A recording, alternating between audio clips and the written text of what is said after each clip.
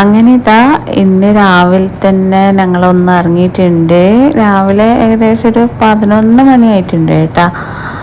ഇന്നലെ നമ്മൾ പറഞ്ഞേനു നമുക്ക് ഇന്നൊന്ന് ഷോപ്പിൽ പോവാന്ന്. അത് കേട്ടിട്ട് മക്കൾ രാവിലെ തന്നെ വന്ന് കാവലിരുന്നുണ്ടായിരുന്നു. പിന്നെ അവരെ കൂട്ടൂലെന്ന് വിചാരിച്ചിട്ട്, ഇത് 3 അനിയത്തിൻ്റെ മക്കളാണ് കേട്ടോ, മാഷാ അല്ലാ. അപ്പോൾ അവർക്ക് ഭയങ്കര ഇതാണ്, എന്നും പറയും മൂത്ത ഇന്ന് പോകുന്നില്ലേ, വണ്ടി എടുക്കുന്നില്ലേ എന്നല്ല ചോദിച്ചിട്ട്. പിന്നെ ഒരു ആഗ്രഹമല്ലേ. അങ്ങനെ ഇതാ നമ്മൾ അങ്ങനെ ഇറങ്ങിയതാണ്. പിന്നെ അതിനിടക്ക് ഒരു കാര്യം പറയാനുണ്ട്. അബായ വീഡിയോ കൊടുക്കാൻ വേണ്ടിയിട്ട് 2-3 പേര് ചോദിക്കുന്നുണ്ട്. ഇൻഷാ അല്ലാഹ് നല്ല അടിപൊളി അബായകൾ ഞാൻ കൊണ്ടുവരുന്നുണ്ട്. നോമ്പിന് മുമ്പായിട്ട് ആ ഒരു വീഡിയോ കൊടുക്കണമെന്നാണ് എൻ്റെ മനസ്സിലുള്ളത്. ഇൻഷാ അല്ലാഹ് വീഡിയോ പെട്ടെന്ന് തന്നെ പിടിച്ചിട്ട് ഞാൻ പെട്ടെന്ന് തന്നെ അപ്ലോഡ് ആക്കാം. പിന്നെ എന്താണ്, എങ്ങനെയാണ് ഈസി ആയിട്ട് ഡ്രൈവ് ചെയ്യാന്ന് അത് എൻ്റെ നിന്ന് നിങ്ങൾക്ക് അറിയണമെന്നുണ്ടെങ്കിൽ ആ ഒരു വീഡിയോ ഞാൻ പിന്നെ കൊടുക്കാം, നോമ്പിൽ കൈയിട്ട്. അതാണ് നല്ലത്.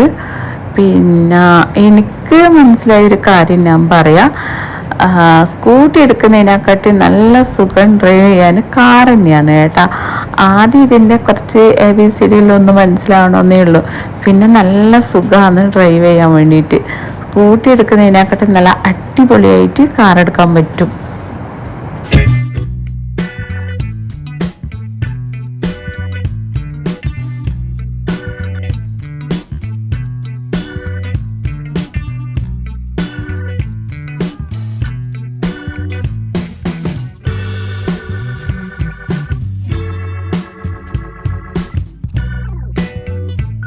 ഡ്രൈവിങ്ങിൻ്റോട് ഇഷ്ടമുള്ളവരാണെങ്കിൽ, അതായത് ഭയങ്കരമായിട്ട് ഒരു ഇഷ്ടം ഉണ്ടാവില്ലേ, അനക്കെല്ലാം അങ്ങനെയാണ് കേട്ടോ.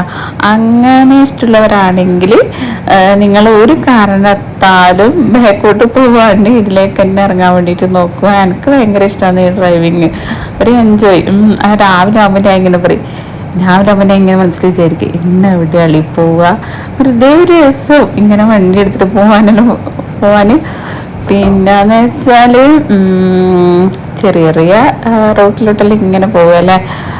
പിന്നെ ടൗണിൽ പോയിട്ടില്ല ഇതുവരെ, ഞാൻ അങ്ങ് പോയിട്ടില്ല. ടൗണിൽ ഒന്നാമത് പാർക്കിംഗ് ആണെന്നൊരു പ്രശ്നം, അത് നമുക്ക് വിചാരിച്ച പോലെ കിട്ടിയെന്ന് വരില്ല. ഡ്രൈവിങ്ങിന് എനിക്ക് കുറച്ച് ബുദ്ധിമുട്ട് തോന്നിയത് റിവേഴ്സാണ്. പിന്നെ അത് ഓട്ടോമാറ്റിക്കായിട്ട് പിന്നെ അത് ശരിയായി. നല്ലോണം ഡ്രൈവിങ് ഏലായാൽ റിവേഴ്സും താനേ ശരിയാവും. ആദ്യം എനിക്ക് അതാണ് പേടി, എങ്ങനെ റിവേഴ്സ് എടുക്കും, എങ്ങനെയാണ് പിന്നെ ഇടുക്കിലോട്ടെല്ലാം കയറ്റും എന്നുള്ളൊരു പേടി ഉണ്ടായിന്. ഇപ്പം കുറച്ചൊക്കെ ശരിയായി വന്ന്. ഇനിയിപ്പോൾ നമ്മൾ നേരെ പോകുന്നത് പെട്രോൾ പമ്പിലേക്കാണ് എണ്ണ അടിക്കാൻ വേണ്ടിയിട്ട്. അല്ലാ, ഇതിനിപ്പോൾ എണ്ണ അടിക്കൽ എന്നെ പണി. ഇപ്പോൾ മക്കൾ പറയേ, അതായത് ഈ വണ്ടിയിലുള്ള അനിയത്തിൻ്റെ മക്കൾ പറയും, ഓരോ സ്ഥലത്ത് ഇങ്ങനെ പോകുന്നത്. ഞാൻ പറയും, എണ്ണ ആരെ അടിക്കും, നിങ്ങൾ കരുതാണല്ലോ 100 രൂപ വെച്ചിട്ട് തരണമെന്ന് പറയും. അന്നേരം പറയും, മൂത്ത എണ്ണ നിറച്ചിട്ടില്ല, ആ എണ്ണ അടിയില്ലേ. ഞാൻ പറഞ്ഞു, അല്ലാ, അപ്പോൾ നിങ്ങൾ അത്ര പോലും തരില്ലല്ലേ. ഇല്ല, ഇവർ ഇപ്പോൾ രാവിലെ ആകുമ്പോൾ വരും, ഇന്ന് എവിടെയെങ്കിലും പോകുന്നുണ്ടോ എന്ന് ചോദിച്ചിട്ട്. അത് വേറെ, മക്കൾക്ക് ഇപ്പോൾ ഇതൊരു ശീലമായി. ഇതിനിടയ്ക്ക് ഞാനൊരു കാര്യം പറയട്ടാ. തെറ്റിയാലും തെറ്റിയിട്ടില്ലെങ്കിലും എല്ലാ കാര്യവും ഒറ്റയ്ക്ക് ചെയ്യാൻ വേണ്ടിയിട്ട് തന്നെ നോക്കണം. അങ്ങനെ ചെയ്യുമ്പോൾ നമുക്ക് അതിലൂടെ ഒരുപാട് ഗുണങ്ങളുണ്ട്. അതായത് നമ്മൾ ഒരുപാട് കാര്യങ്ങൾ നമുക്ക് മനസ്സിലാകും. മറ്റുള്ളവർ ചെയ്ത് തരുമ്പോൾ നമ്മൾ അതിനൊരു വില കൽപ്പിക്കുകയൊന്നും ചെയ്യില്ല. പിന്നെയും നമ്മളെ പൊട്ടന്മാരായേ ചെയ്യും. ഇപ്പം കാറ് സ്വന്തമായിട്ട് എടുക്കാൻ തുടങ്ങിയവരാണ് ഞാൻ എല്ലാം പഠിച്ചത്. അതായത് കാറുമായി ബന്ധപ്പെട്ട കാര്യങ്ങൾ. അതിൻ്റെ മുമ്പ് ഇങ്ങനെ കാറിനേ ഉള്ളൂ, അതിലിങ്ങനെ കയറിയിരിക്കുക. എനിക്ക് അതിനെ പറ്റിയിട്ടൊന്നും എനിക്കറിയില്ല. ഡ്രൈവിങ് എനിക്ക് ഭയങ്കര ആഗ്രഹമാണ്, പക്ഷെ ഇതിൻ്റെ കുന്ത്രാടൊന്നും എനിക്കറിയില്ല. എങ്ങനെയാണ് AC ഓണാക്കേണ്ടത്, ഫോണുമായിട്ട് എങ്ങനെയാണ് കണക്ട് ചെയ്യേണ്ടത് ഒന്നും എനിക്കറിയില്ല. ഇനി പെട്രോൾ പമ്പിൽ കയറിയാൽ എവിടെയാണ് എണ്ണ അടിക്കാൻ വേണ്ടിയിട്ട് തുറന്നു കൊടുക്കേണ്ടതൊന്നും എനിക്കറിയില്ല. പിന്നെ ഇപ്പോൾ അപ്പോൾ എനിക്ക് മനസ്സിലായി ഇനി ആരുമില്ല. ഇപ്പം ഹസ്ബൻഡും അനിയനെല്ലാം പോയല്ല. അപ്പം ഞാൻ വിചാരിച്ച് ഇനിയിപ്പം ആരും ഇല്ലല്ലോ, അവിടെ എല്ലാ കാര്യവും ഞാൻ തന്നെ പഠിക്കണം വിചാരിച്ചിട്ട് അങ്ങനെ ഞാൻ തന്നെ എല്ലാം പഠിച്ച് അന്നേരം വിചാരിക്കും ഇതെല്ലാം ഈസി അല്ലേ എന്ന്.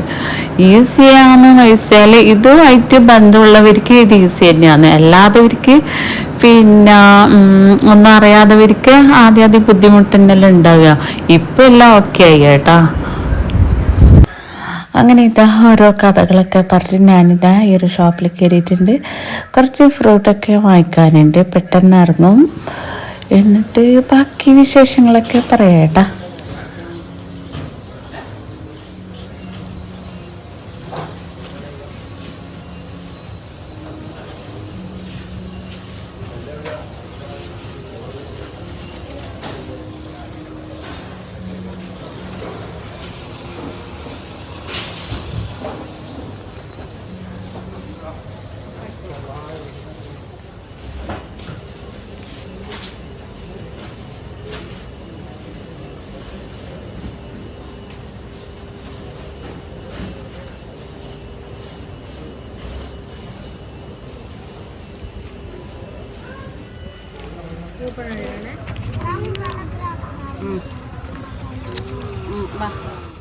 എൻ്റെ അല്ലാ, പുറത്തിറങ്ങുമ്പോൾ എന്ത് ചൂടല്ലേ, ചൂടും നോമ്പും ഭയങ്കര ചൂടല്ലേ, വെയിലിൻ്റെ ചൂട്.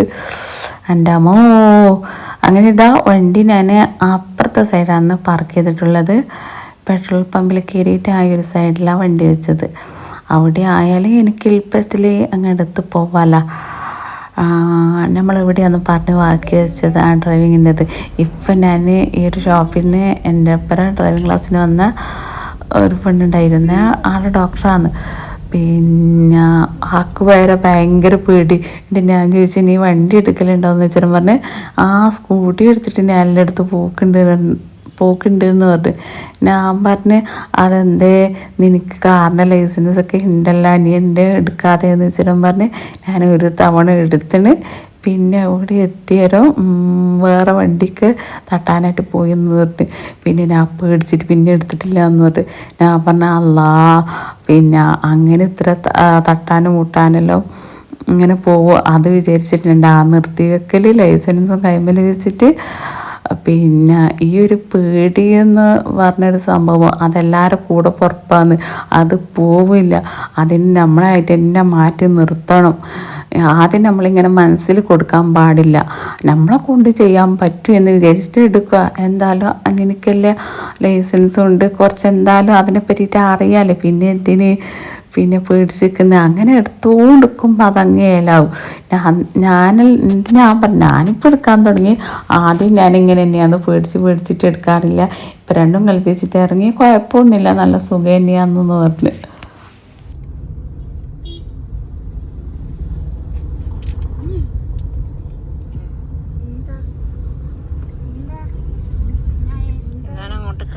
പേടിച്ചാൽ ഒരു കാര്യം നടക്കൂല. അപ്പം അത് നമ്മളെ തളർത്തുന്നതാണ് സത്യം പറഞ്ഞാൽ ഈ ഒരു പേടി. അപ്പം നമ്മൾ പേടിയിൽ കൊടുത്തിട്ട് നമ്മൾ തളരാൻ പാടില്ലല്ലോ. സ്വന്തം വണ്ടി ഉണ്ടെങ്കിൽ സ്വന്തം വണ്ടിയിൽ തന്നെ പ്രാക്ടീസ് ചെയ്യുക. വീട്ടിൽ തന്നെ ഒന്ന് വണ്ടി മുന്നോട്ട് എടുക്കുക, ബാക്കോട്ട് എടുക്കുക, റൈറ്റ് ലെഫ്റ്റ് ഒക്കെ ഇങ്ങനെ വെറുതെ ഒന്ന് തിരിച്ച് നോക്കലും ചെയ്യുക അല്ലേ. അന്നേരം തന്നെ കുറച്ച് ഏലാകും എന്ന് തന്നെ ഞാൻ വിചാരിക്കുന്നത് അല്ലേ. മറ്റേ സ്റ്റിയറിങ് ഒന്ന് തിരിക്കാനും മറിക്കാനൊക്കെ അറിഞ്ഞാൽ തന്നെ നല്ലോണം ഏലായി അല്ലേ.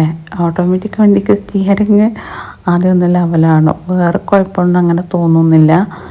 പിന്നെ എന്താണ് അങ്ങനെ ഇതാ നമ്മൾ വീട്ടിലെത്തിയിട്ടുണ്ട്. പിന്നെ വേറെ ഒന്നുമില്ല, ഇൻഷാ അല്ലാ നമ്മൾ വീട്ടിലെത്തിയേട്ടാ. അപ്പോൾ ഓക്കെ, ബൈ.